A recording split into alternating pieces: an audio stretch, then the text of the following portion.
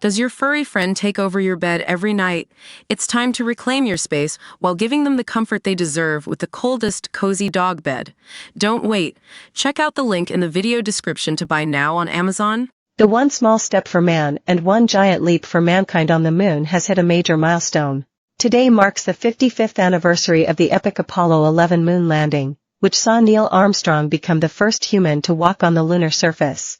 While the mission was a historical milestone for the U.S., the celebrated moment hid secret feuds and the disgusting truth that the moon had been contaminated with human feces. The Apollo missions left 96 bags of poop on the moon, and they're still there to this day, but that wasn't the only baggage astronauts brought with them.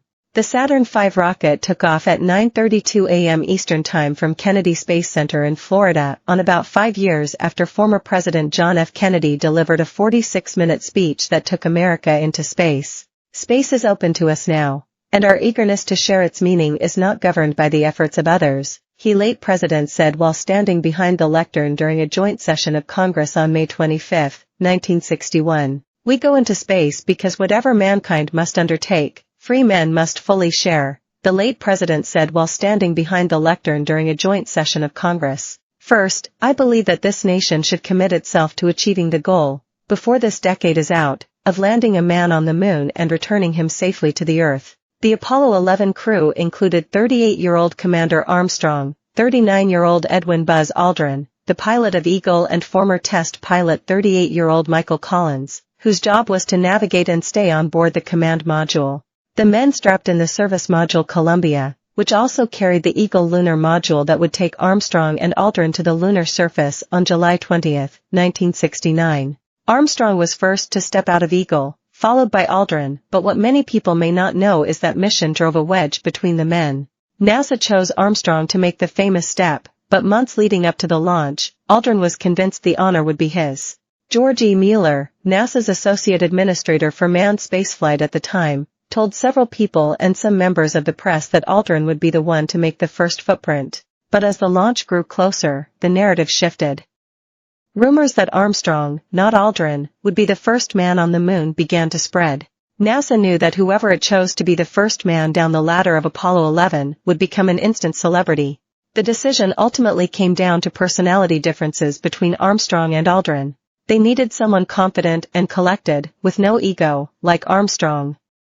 By comparison, Aldrin seemed a little too desperate for fame. But Aldrin felt strongly that he was the right choice. Not only was he an astronaut, but he was also a member of the United States Air Force. Armstrong, on the other hand, was a civilian, and Aldrin felt that giving the limelight to his fellow astronaut would be an insult to the service. Aldrin claimed he aired his frustrations with Armstrong, although Armstrong later said he couldn't recall the conversation. Regardless if the conversation took place, the Ohio native did not turn the opportunity down. Aldrin's next plan of action was to convince his colleagues, specifically Eugene Cernan, the last man to walk on the moon. The men met when they were selected for the third group of astronauts in November of 1963 and trained together the following year. Cernan said Aldrin came flapping into my office at the Manned Spaceflight Center one day like an angry stork, laden with charts and graphs and statistics, arguing what he considered to be obvious, that he, the lunar module pilot, and not Neil Armstrong, should be the first down the ladder on Apollo 11. He also described the encounter as offensive and ridiculous. However, Aldrin later penned a book where he noted the meeting was far less dramatic than Cernan had claimed. Aldrin wrote that during training, he realized he didn't want the fame and responsibility that would come with being the first man on the moon. On April 14, 1969, NASA made the decision official: Armstrong would be the first man on the moon. Whether this led to any further conflict between Aldrin and his colleagues remains lost to history. The journey to the moon took 3 days, 3 hours, and 49 minutes, and just like any human, the crew had to